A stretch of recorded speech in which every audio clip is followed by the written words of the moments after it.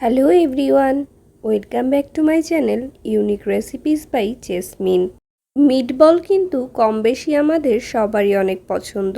তাই এই মিটবলটাকে কিভাবে বাসায় খুব সহজে তৈরি করে ফেলা যায় তাই আজকে আপনাদের সাথে শেয়ার করব। নিয়েছি প্রায় 1 কাপ পরিমাণ ব্লেন্ড করা মুরগির মাংস। মাংসটা কিন্তু একদমই মিহি করে ব্লেন্ড করে নিতে হবে। পর লাগছে 2 টুকরো রসুন কুচি, ছোট 1 টুকরো আদা কুচি, এরপর লাগছে ধনিয়ার গুঁড়ো এবং ভাজা জিরার গুঁড়ো, আর লাগছে 1 টুকরো লেবু এবং 4টা কাঁচামরিচ। পর আমি একটি বাটিতে করে নিয়েছি কিছুটা চিজ। এটা এভাবে কাটার ফলে মিটবলের মধ্যে দিতে সুবিধে হবে। এবারে আমি নিয়েছি 3টে টোস্ট বিস্কুটকে ব্লেন্ড করে। আজ আমি চেষ্টা করব কিভাবে ঘরোয়া উপাদান দিয়ে রেস্টুরেন্টের স্টাইলে মিটবল তৈরি করা যায়।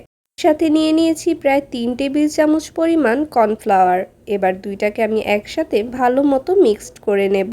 ভালো মতো মেশানো হয়ে গেলে এটাকে আমি এক সাইড করে রেখে দেব। এরপর চলে যাব মিটবল তৈরির কাজে। এবারে আমি ব্লেন্ড করা মাংসের সাথে নিয়ে নেব 2 টুকরো রসুন কুচি এবং 1 টুকরো আদা কুচি, আর যেই 4-5টা কাঁচামরিচ রেখেছি সেই কাঁচামরিচগুলো। এই সবগুলো উপকরণ এবার আমি একসাথে ব্লেন্ড করে নেব। সবগুলো একসাথে ব্লেন্ড করে নেওয়ার পর এটা দেখতে অনেকটা এরকম হবে। এবার এর সাথে আমি মিশিয়ে দেব প্রায় 1/2 টেবিল চামচ পরিমাণ লবণ। লবণটা অবশ্যই আপনাদের স্বাদ অনুযায়ী ব্যবহার করবেন। এবার দিয়েছি ভাজা জিরের গুঁড়ো এবং ধনের গুঁড়ো। আরও দিয়ে দেব যে 1 টুকরো লেবুর রস রেখেছি সেই লেবুর রসটা। এটার মধ্যে লেবুর রসটা দেওয়ার ফলে এটার ফ্লেভারটা যেরকম সুন্দর আসবে তেমনি খেতেও অনেক বেশি মজা লাগবে। লেবুর রসটা পুরোপুরি দিয়ে দেওয়ার পর এতে আমি দিয়ে দেব প্রায় 1 চা চামচ পরিমাণ মরিচের গুঁড়ো। মরিচের গুঁড়োটা কিন্তু এখানে সম্পূর্ণ অপশনাল, আপনারা চাইলে এটা নাও দিতে পারেন। যারা একটু ঝাল খেতে পছন্দ করেন তারা মরিচের গুঁড়োটা দিতে পারেন। আর মরিচের গুঁড়ো ব্যবহার করলে কালারটাও অনেক বেশি সুন্দর আসে। এবার আমি সবগুলো উপকরণ একসাথে হাত দিয়ে ভালো মতো চটকে নেব। সব কিছু ভালো মতো চটকে নেওয়ার পর এবার এখান থেকে কিছুটা অংশ নিয়ে আমি 2 হাত দিয়ে গোল করে নেব। সুন্দর মতো গোল করে নিয়ে এটা হালকা হাত দিয়ে ট্যাপ করে এর মধ্যে আমি চিজটা দিয়ে দেব।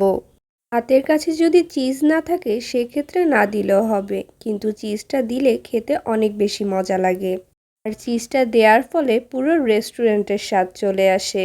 তাই চেষ্টা করবেন এই মিটবলের মধ্যে অবশ্যই চিজ ব্যবহার করতে।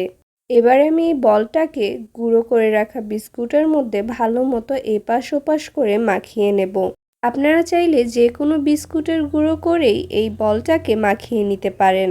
আমি একে একে সেম প্রসেসে সবগুলো মিটবল বানিয়ে ফেলবো। সবগুলো মিটবল আমার বানিয়ে নেওয়া শেষ। এবার এই পর্যায়ে যদি আপনারা এটাকে ফ্রিজে স্টোর করতে চান তাহলে একটি এয়ারটাইট বক্সের মধ্যে করে রেখে দিতে পারেন। ফ্রিজে রেখে দিলে আপনারা প্রায় 1 মাস অবধি এটাকে সংরক্ষণ করতে পারবেন। এবার আমি একটি প্যানে তেল দিয়ে দেব। যেহেতু মিটবলগুলো ডুবো তেলে ভাজতে হবে তাই এখানে আমি 1/2 কাপ পরিমাণ সয়াবিন তেল ব্যবহার করেছি। তেলটা ভালো মতো গরম হয়ে যাওয়া পর্যন্ত অপেক্ষা করব।